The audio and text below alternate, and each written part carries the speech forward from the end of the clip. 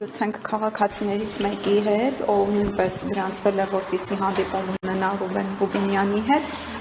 ձեր ներկայությամբ էր, որ այստեղ Էդգար Ղազարյանին չեն ընդունել, ձեզ փաստորեն ընդունելու են, որ սպասելու եք։ Դեռ չգիտեմ, կընդունեն թե չեն ընդունի, բայց ինչպես կարգն է քաղաքացիների ընդունելության, ես զանգահարել եմ, գրանցվել եմ,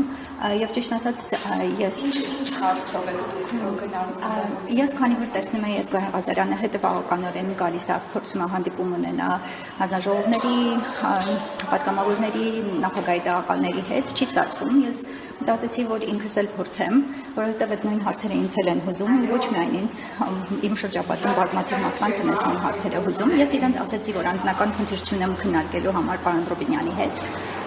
եւ կառավարության ծրագրի կատարման հետ կապված հարցեր ունեմ եւ պատրաստել եմ, հասկանում եմ, որ ժամանակը սահմանափակ է, այս ընդունելության ժամանակ, ես շատ երկար ցուցակ չեմ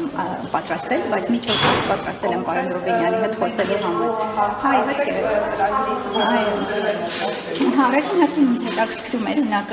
գիտեք իհարկե տեղյակ եք, որ մենք ունենք միջխորհրդարանական հանձնաժողովներ եւ այդ հանձնաժողովներից մեկը Հայաստանի Հանրապետության ազգային ժողովի եւ Արցախի Հանրապետության ազգային ժողովի միջև համագործակցության միջխորհրդարանական հանձնաժողովն է, որի նախագահ Արմեն Սիմոնյանն է եւ կազմում ընդգրկված է Ռուբեն Ռուբինյանը, ով որ այսօր ունի ընդունելություն եւ իմ հարցերից մեկը սա է, այս հանձնաժողովը որքան ես տեղյակ եմ, երբեք նիստ չի գումարել, ոչ մի հարց չի քննարկել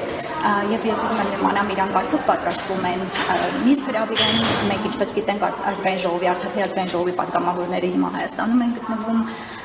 եւ գաղտնիք չի, որ բազմաթիվ հարցեր են կուտակվել Արցախահայերի խնդիրների հետ կապված սոցիալականից մինչեւ իրենց իրավունքների պաշտպանության խնդիրներ, ինձ հետաքրքիր է, որպես հանձնաժողովի անդամ պարոն Ռուբինյանը պատրաստվում է ներկայացնի առաջարկություն այդ նախաձեռնությամբ հանդես գա, որպեսզի այս հանձնաժողովը նիստ հրավիրի եւ Արցախի պատգամավորներին էլ հրավիրեն քննարկեն այս հարցերը։ Սա հարցերից մեկն է, որ ես պատրաստել եմ պարոն Ռուբինյանի հետ քննարկելու համար։ Ճիշտն ասած, քանի որ իմ առաջին հանդիպումն է, ես ձեռնպահ կմնամ ինչ-որ բաներ ասելուց, բայց դե բնականաբար գիտենք, բոլորս հետևում ենք ազգային ժողովի աշխատանքներին,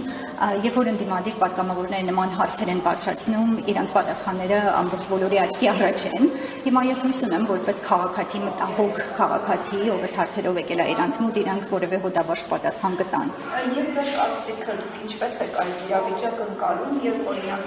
երկու քաղաքացի գրանցվում են հանդիպման համար, մեկին մերժում են, իսկ մյուսին ընդունում են։ Հա, այդ անարդարության զգացումը կար ինձ մոտ եւ պիտի խոստովանեմ, իմ մոտ այդ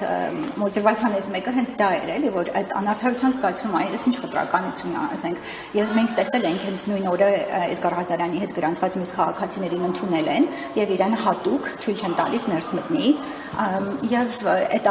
պատճառներից մեկն է, որ ես ուզում եմ անձամբ տեսնեմ իմ նկատմամբ էլա լինելու նման խտրական վերաբերմունք թե ոչ։ Էդգար Ղազարյանի դեպքում իրենք միգուցե էլի չարդարացված ասում են, որ միգուցե իր հանրային գործունեության, իր քաղաքական գործունեության հետ խնդիրներ ունեն, ես չգիտեմ, բայց ես որպես մտահոգ քաղաքացի, ում իսկապես հետաքրքրում են այս խնդիրները, որ ես այսօր պատրաստել եմ, շատ են իմ հարցերը, բայց ես մի 4-ը հիմա գրել եմ, եթե ժամանակը ների, շատ կուզենամ, որ պարոն Ռուբինյանը ինձ անձամբ իմ աչքերի մեջ նայելով պատասխանի այդ հարցերին։ Շնորհակալ։ Ես եմ շնորհակալ։